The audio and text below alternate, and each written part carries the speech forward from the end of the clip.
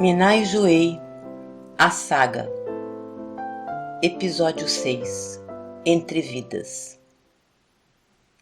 Felos. Acordou algum tempo depois. Dias? Semanas? Recuperava-se num hospital no astral, tendo a seu lado seu mestre e alguns amigos da Lemúria. Seus olhos percorreram o ambiente e logo se recordou de suas últimas horas. Compreendeu onde estava e lembrou-se de Tirte. Imediatamente perguntou por ela e foi informado de que não fora encontrada ainda. Seus olhos se turvaram de tristeza e preocupação, mas seu mestre contemporizou. Felos, lembre-se de que Tirte é uma sacerdotisa. Com certeza sua alma se encontra em paz e em breve a reencontraremos. Foram muitas almas a socorrer naquele triste final da Lemúria e muitos são os hospitais que nos atendem. Ela com certeza se encontra em algum outro. Com as palavras e a energia de seu mestre, Felos se acalmou e se dedicou ao tratamento. Tão logo foi liberado, buscou seu mestre para informar que pretendia procurar por sua amada. Menax concordou, mas o alertou de que as buscas que haviam sido feitas até então não a localizaram e nem obtiveram rastro de sua energia. Seu coração se apertou, tomado de angústia e temores. Esforçou-se por se equilibrar, pois precisava estar em pleno domínio de si para poder encontrar sua amada. Por dias, meses, anos terrestres, Felos percorreu as águas, conferindo todos os recantos a que conseguia chegar, procurando por Tirte em todos os ambientes e dimensões que sua alma alcançava. Em vão chamava por ela. Não conseguia encontrá-la. Muito tempo passou e Felos continuava procurando diariamente por sua companheira. Menax finalmente o chamou para uma conversa e o convocou para o retorno aos trabalhos. Ele precisava retomar suas atividades espirituais e o desenvolvimento de suas experiências. Deixar-se tomar pelo desespero e pela dor poderia levá-lo a perder o que havia alcançado até então e desperdiçar a encarnação na Lemúria e todo o aprendizado que ela lhe proporcionara. Felos compreendeu a exortação de seu mestre. Retomou suas atividades, mas jamais abandonou a busca de sua amada.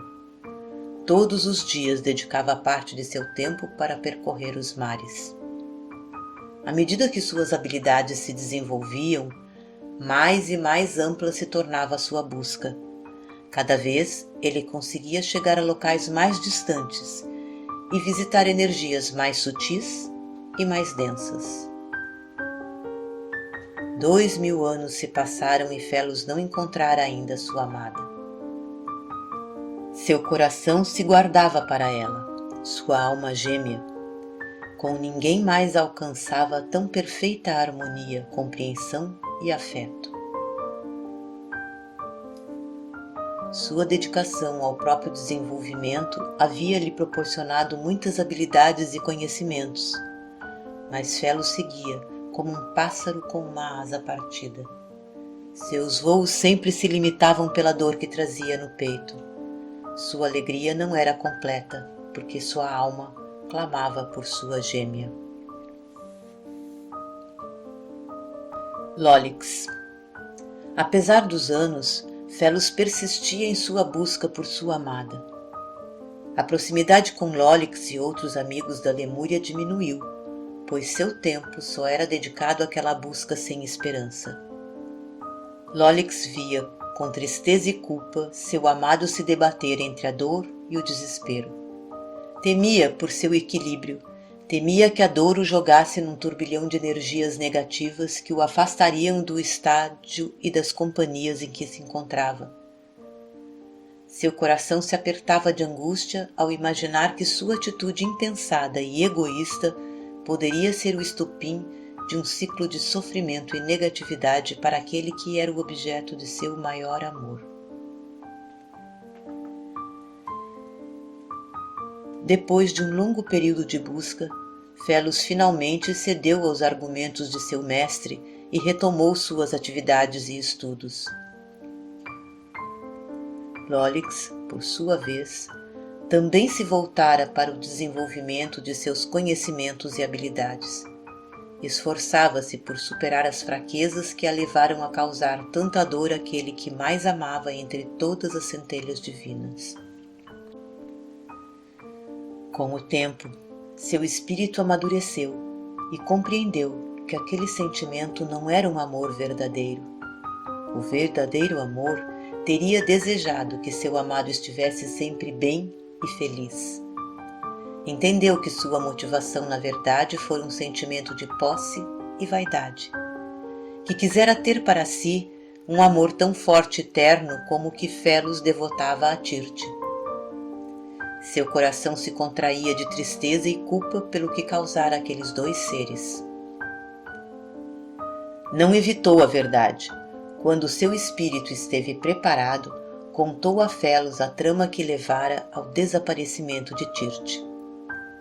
Arrependeu-se verdadeiramente e implorou por seu perdão. Não foi sem dor que ele compreendeu o que sucedera à sua amada. Lólix percebeu a nuvem negra que passou pelo espírito de Felos, turvando sua vista e fazendo seu coração sangrar mais uma vez.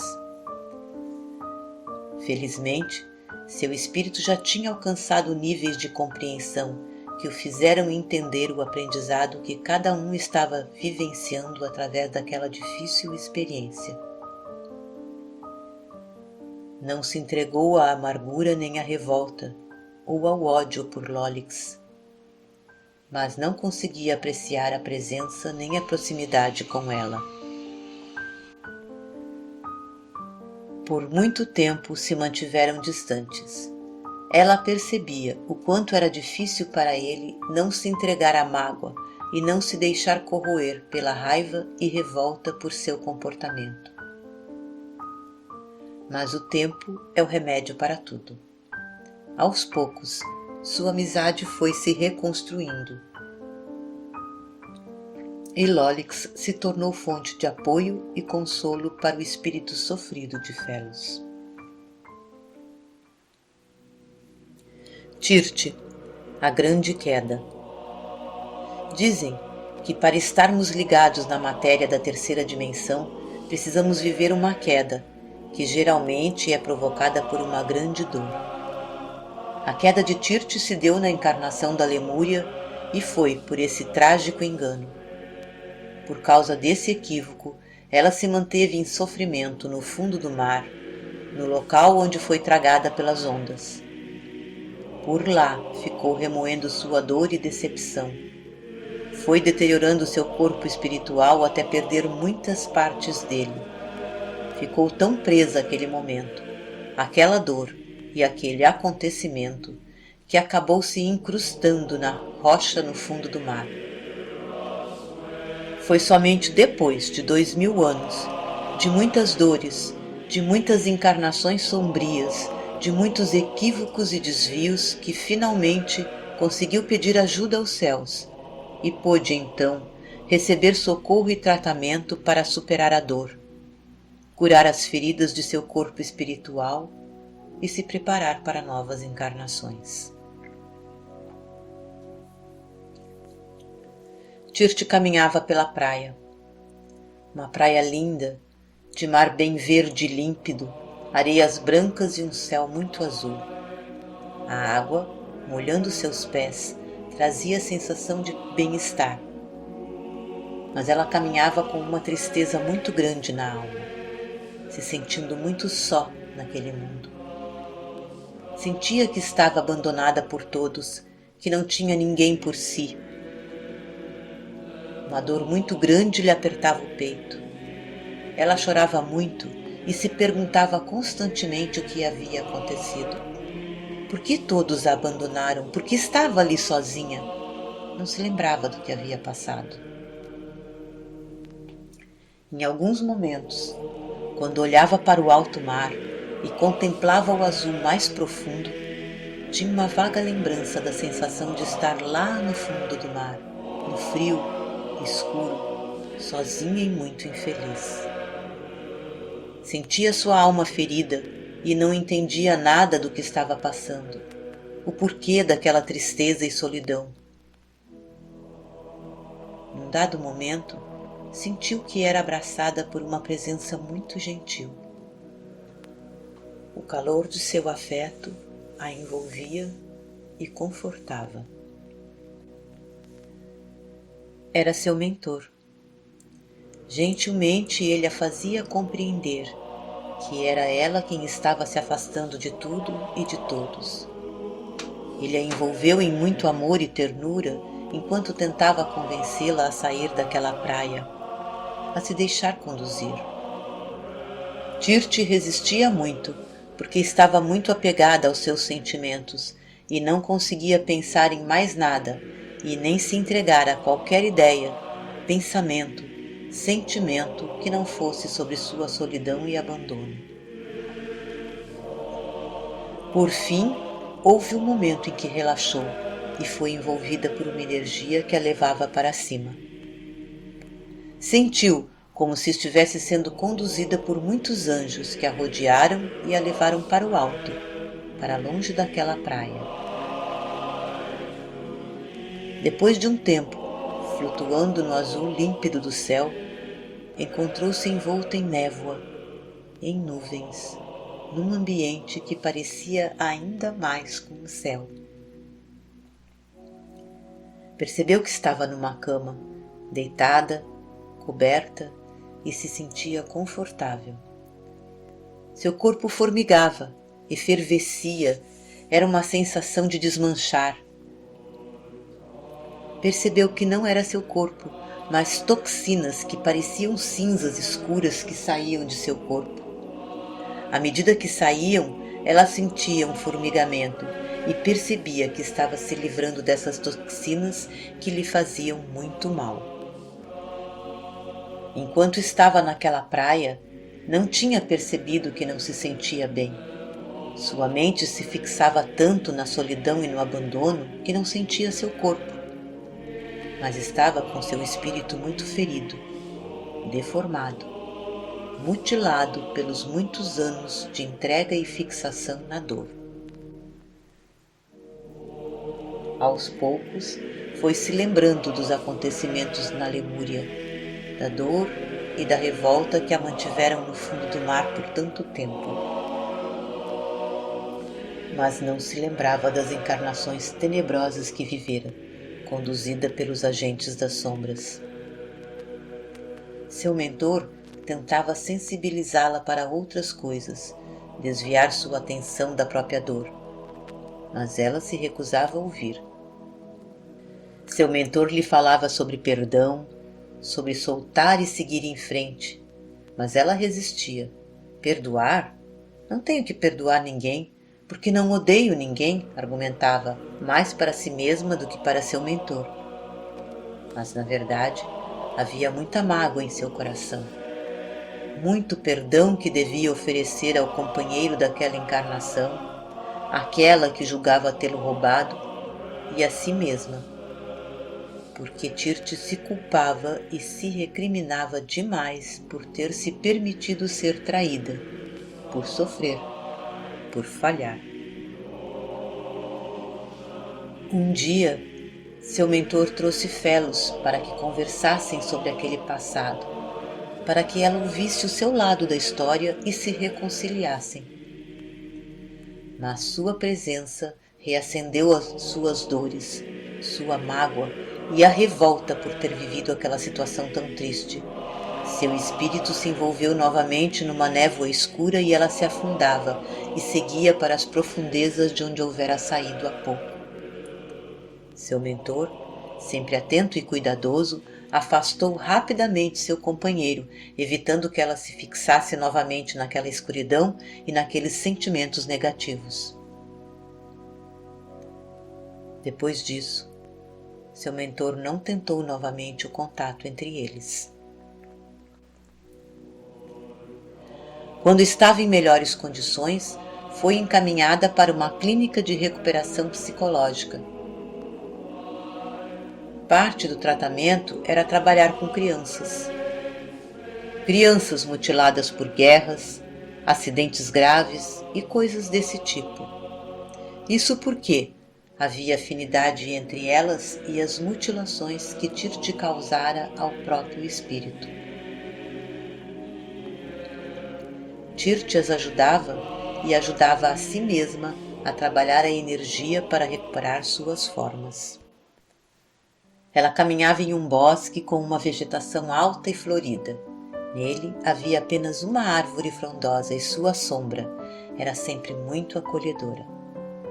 Caminhando por esse bosque, sentindo-se bem, Tirte percebia que havia muitas crianças que chegavam sorrindo e brincando.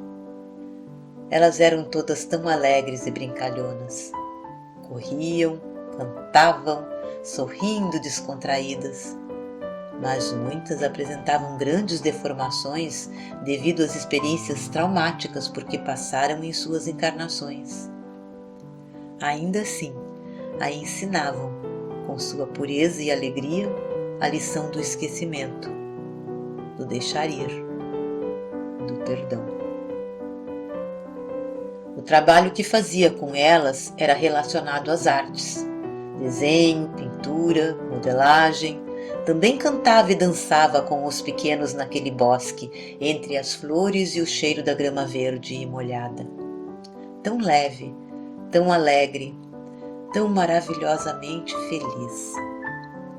Tirte, por fim, compreendeu que seu maior sofrimento não foi devido à dor do abandono e da traição, mas por causa da vaidade e do orgulho. Ela não conseguira aceitar que um ser de sua estirpe espiritual, uma guerreira da luz, pudesse cair em dor e sofrimento daquele jeito. Foi a inconformação com a sua fraqueza o que mais mal lhe fez.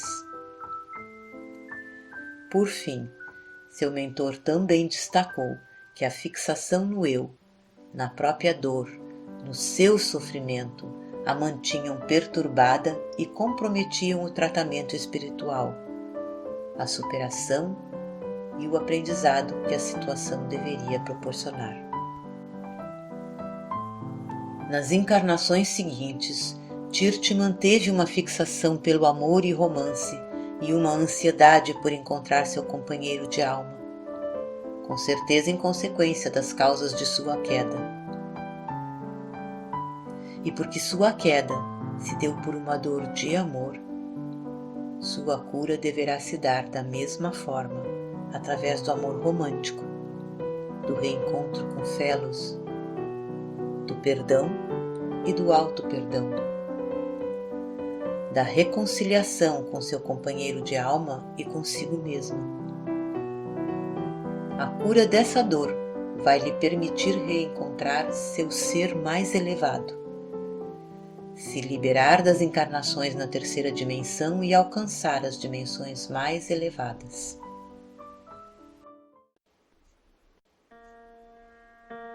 No próximo episódio de A Saga,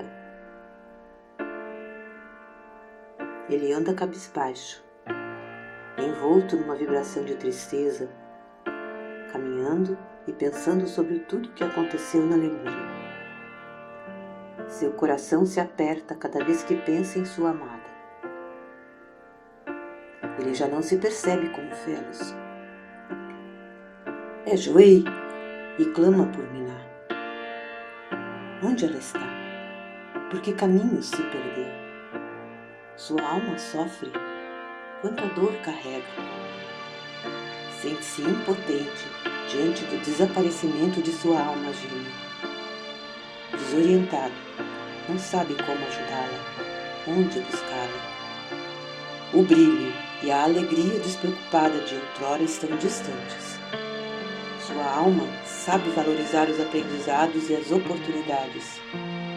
Dedica-se ao próprio crescimento e desenvolvimento, mas um gosto amargo de perda, de derrota, permanece como pano de fundo de tudo o que realiza.